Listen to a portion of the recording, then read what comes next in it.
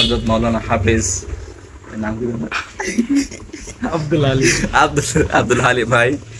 আসলে তার কথা শুনে অনুপ্রাণিত হয়ে আজকে আমি এই বিবাহের বৈবাহ বন্ধনে আবদ্ধ হয়েছি। তার কথা শুনে আমি সবসময় অনুপ্রাণিত হই, উদ্বুদ্ধ হই। যা আসসালামু আলাইকুম রহমতুল্লাহ।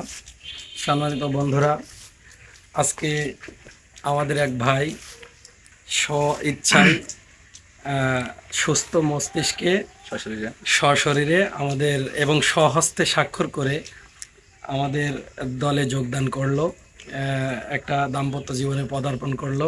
তো এই বিষয়ে আমার ভাইয়ের কাছে একটু সাক্ষাৎকার নিতে চাচ্ছি যে আমাদেরকে সুখের আগুনে জ্বলতে দেখে আপনি কি ঈর্ষান্বিত হয়ে নাকি আমাদের উপরে করুণা করে যে আপনি দল ভারী করার জন্য আপনি স্ব ইচ্ছায় স্বহস্তে সুস্থ মস্তিষ্কে সশরীরে আমাদের দলে আসলেন, এই বিষয়ে আপনার মন্তব্যটা একটু যদি বলতেন তাহলে আমরা খুশি হতাম ইনশাআল্লাহ। আসসালামু আলাইকুম নাহমাদু ওয়া সাল্লি আলা রাসূলিল কারীম আম্মা বাদ।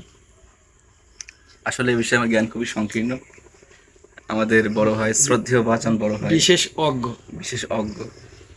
বিশেষজ্ঞ বিষয়ে আমাদের বড় ভাই, শ্রদ্ধেয় বড় ভাই জনাব হযরত মাওলানা হাফেজ নাম কি জানো? আব্দুল আলী। আব্দুল হালিম ভাই। আসলে তার কথা শুনে অনুপ্রাণিত হয়ে আজকে আমি এই বৈবাহ বন্ধনে আবদ্ধ হয়েছি। তার কথা শুনে আমি সবসময় অনুপ্রাণিত হই, উদ্বুদ্ধ হই, যার কারণে আজকে আমার এই অবস্থায় পরিণত হই। আলহামদুলিল্লাহ, আল্লাহু আকবার। এরপর থেকে যা কিছু ঘটবে সব কিছুর জন্য কি দায়িত্ব তো আমার। তো যাই হোক, সম্মানিত দর্শক মণ্ডলী, আপনারা দেখলেন এতক্ষণ ধরে আমরা ছেলের কাছ থেকে সাক্ষাৎকার নিলাম। তো দোয়া করবেন আল্লাহ তাআলা যাতে সে সুখের আগুনে জ্বলতে চাচ্ছে, যেহেতু দুঃখ যেন তাকে স্পর্শ না করে, দুঃখের আগুনে জ্বলার দরকার নেই। আমিও চাই যে সারাটা জীবন সুখের আগুনে একে অপরের হাত ধরে সুখের আগুনে দাও দাও করে জ্বলুক।